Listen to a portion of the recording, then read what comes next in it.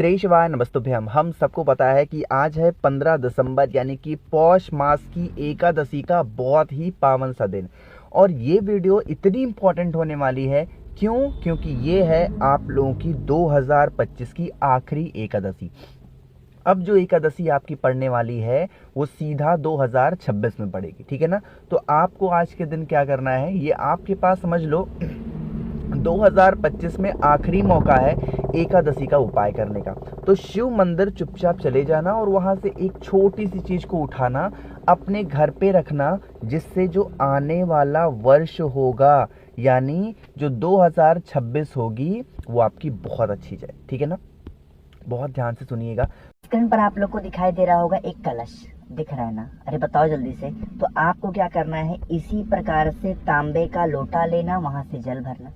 जल के अंदर विशेष तिथि है, विशेष दिन है, तो गंगा जल डालेंगे। अब आपको क्या करना है, इस कलश को उठाना है। आपके घर में जितने भी रूम्स होंगे, जितने भी कमरे होंगे, उन सभी कमरों में इस कलश को लेकर के एक बार घूमना, ठीक है ना। ये तो हो गया पहला काम।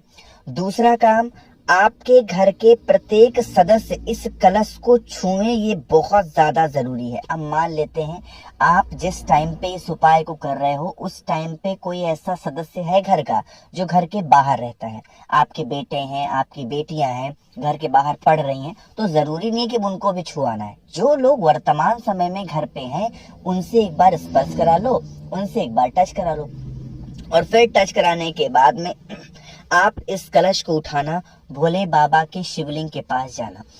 कलश को जब भोले बाबा के शिवलिंग के पास पहुंच जाओ तो कलश को यहाँ नीचे रख देना, जैसे मैंने रख दिया है ना।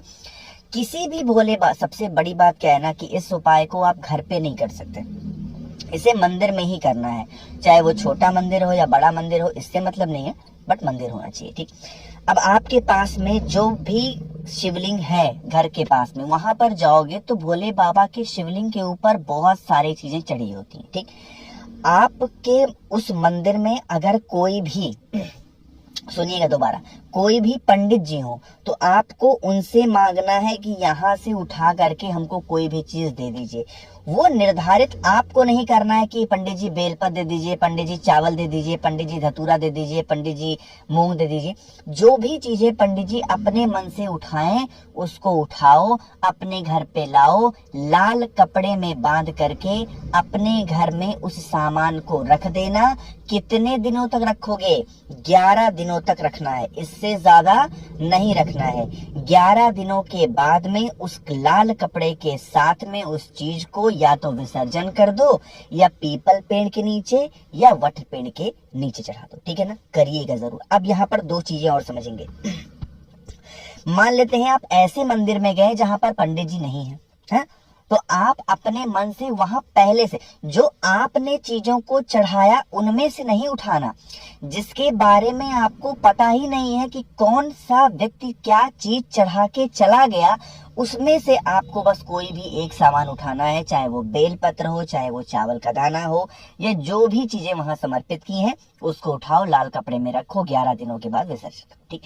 अब दूसरा काम क्या है, मैंने कलश के बारे में तो बताया ही नहीं। जब वो सामग्री आप शिवलिंग के ऊपर से उठा लें तो उसके बाद में आप इस कलश को उठाना और भोले बाबा के शिवलिंग के ऊपर, यहाँ पर हम सभी को एक नाम जरूर याद रखना है और वो नाम है कुंदकेश्वर महादेव। रिपीट कर रहा हूँ दोबारा से, कुंदकेश्वर महादेव के नाम से अगर आप सभी लोग इस उपाय को करते हैं तो इससे आपकी फैमिली में, परिवार में कभी संकट नहीं आ सकता, ठीक है ना। चलिए आगे बढ़ते हैं। अब एकादशी पे करने वाले हम लोग दूसरे उपाय की तरफ, और ये उपाय स्पेशली हम लोग कर रहे हैं रोग को खत्म करने के लिए, ठीक है ना। ये उपाय ये बहुत स्पेशल है, बहुत ही प्यारा सा है। इस उपाय को हमें एक नाम बोल करके करना है और वो नाम है स्वधा। क्या बोल के करोगे? स्वधा। लेकिन सबसे पहले समझ लो इस उपाय को आप किन किन लोग इस उपाय को कर सकते हैं।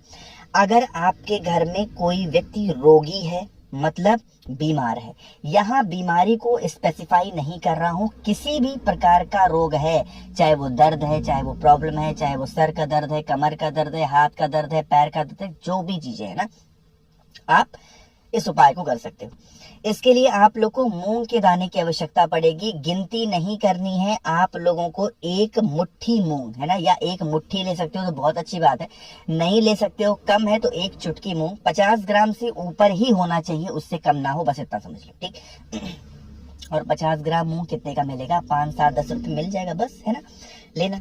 अब इसे लेकर के कहाँ पे जाओगे, फिर से इस उपाय को घर पे नहीं कर सकते, किसी भी भोले बाबा के मंदिर में जाओगे, वहां सबसे पहले दर्शन किसके हो जाएंगे, आपको नंदी बाबा के दर्शन होंगे, है ना। जो भी मूंग का दाना आपके पास में है, उस मूंग के दाने को नंदी बाबा के उठे वाले पैर पर, पूरा मूंग का दाना नहीं, थोड़ा सा मूंग का दाना नंदी बाबा के उठे वाले पैर के ऊपर नंदेश्वर महादेव का ध्यान करके चढ़ाना। दोबारा रिपीट कर रहा हूं, किसका ध्यान करोगे, नंदेश्वर महादेव का ध्यान करके चढ़ाना। अब आपके पास में थोड़ा सा मूंग का दाना और बचा होगा, अब उसे लेकर के भोले बाबा की शिवलिंग के पास चले जाना, ठीक। यहाँ पर आप किसी भी दिशा में खड़े हो सकते हो, उसमें कोई दिक्कत नहीं है, बस ध्यान रखिएगा जो मूंग का दाना समर्पित कर रहे हो, वो मूंग का दाना हम माता अशोक सुंदरी के स्थान पर समर्पित करेंगे। क्या बोल करके, मैंने आपको एक बार नहीं हजारों बार बताया है कि रोग बीमारी का कोई उपाय हो या धन संपदा का कोई उपाय हो, कोई नाम अगर आपको ना समझ में आए तो कुंदकेश्वर महादेव का नाम ले लिया करो, ठीक है ना। तो कुंदकेश्वर महादेव के नाम से मूंग के दाने को माता अशोक सुंदरी के स्थान पे समर्पित करना, और समर्पित करने के बाद में फिर आप लोग एक लोटा शुद्ध जल तांबे के लोटे से श्री शिवाय नमस्तुभ्यम का जप करके चढ़ाना। अब सुनिएगा, जब जल चढ़ाओगे तो आपको 3 बार ताली बजानी है, और हर ताली पे स्वधा स्वधा स्वधा, लास्ट में धा है धनुष वाला, ठीक है ना। स्वधा का स्मरण करते हुए आप 3 बार तालियां बजाएंगे जल चढ़ाने के बाद में। इससे आपके अगर फैमिली में, परिवार में कोई ऐसा व्यक्ति होगा जिसको बहुत ज्यादा बीमारियां हैं, तो वो खत्म जरूर हो जाएगी, ठीक है ना। अपनी मनोकामना कह देना तो आपके विशेष जल्दी पूरी होंगे, ठीक है ना। बाकी कोशिश की है बहुत ही अच्छा प्यार से समझाने की, कोई चीज़ें समझ में ना आई हो नीचे कमेंट सेक्शन में पूछिएगा, मैं पूरी कोशिश करूंगा रिप्लाई करने की। मेरे जितने भाई बहन आवाज़ आज मेरी पहली बार सुन रहे हैं, चैनल को ज़रूर सब्सक्राइब करिएगा और वीडियो को लाइक सभी को करना है। श्री शिवाय नमस्तुभ्यम।